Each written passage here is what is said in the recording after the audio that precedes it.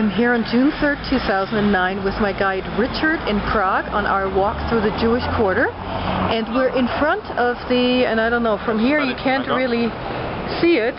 Doesn't look all that special from this side. Well, because the front is over on that side. There you go. You can see it a little bit. I'm going to show it to you later.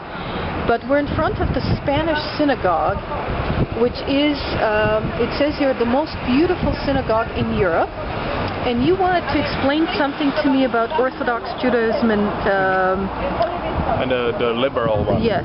Because we saw the old New Synagogue, which was made for Orthodox Jews, and this one, the Spanish one, is made for liberal Jews, or Reform. And the main difference is that there's a main area in the synagogue where, in a liberal one, could sit men and women together. But if it would be Orthodox, the women should sit on a balcony and behind a curtain. So they are sort of outside of the main act. And that's probably the main difference between Orthodox and liberal community. Right. Okay, and this is still an active synagogue? This building is also part of the museum and also still for service. Okay, great. Now there's something else I wanted to show you here, a very interesting sculpture. What is this sculpture about? It's the statue of Franz Kafka, but the statue is quite new because Franz Kafka lived in the beginning of 20th century, but the statue was made 4 or 5 years ago. Okay. So it was way after Kafka, and the guy who made it, Skreta, he didn't say anything about the statue. He didn't write anything down. Explain the meaning or anything like that, because it's a very, let me show it to you from the other side as well. It's got a big tall man in a suit without hands or arms or partial arms, without a head, and then another smaller man sitting on top. Well, the smaller man is obviously Kafka, because that's a representation how he looked. Okay. But and just to add here, to interject, Franz Kafka was the most well-known Czech, German, Jewish writer of the early 20th century. That's right.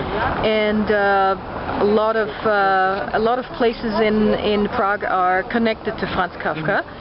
And so this is obviously him on top of this other human being. And the rest of it, what I'm gonna say, it's only my explanation because there's no real explanation. But most of his work dealing with this fear from totalitarianism and from the government, which could be quite similar to George Orwell's 1984 novel.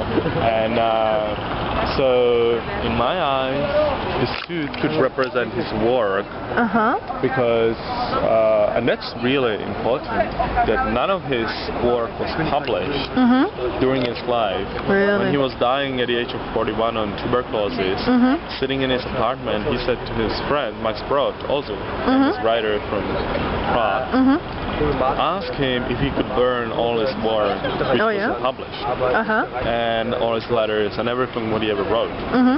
But Max Brod didn't do that, and which is good. Yes. And he published all his work. So Franz Kafka became famous only after his death. He wasn't famous during his life at all. And obviously, when he didn't want it to get his work published, he wasn't feeling okay with it. And because he suffered with a lot of depression, and he was very unhappy man. So I would say this empty suit representing this work filled with the bureaucracy system, because the suit could represent the bureaucracy, and it's empty because it's sort of uncertain. It doesn't really give you the certain idea. It's like in 1984 when the main character is fighting with the party, but it's not really, nobody really knows who's the enemy, so it's the same in Franz Kafka's war. Exactly. Well, thank you for that. You're welcome. Okay.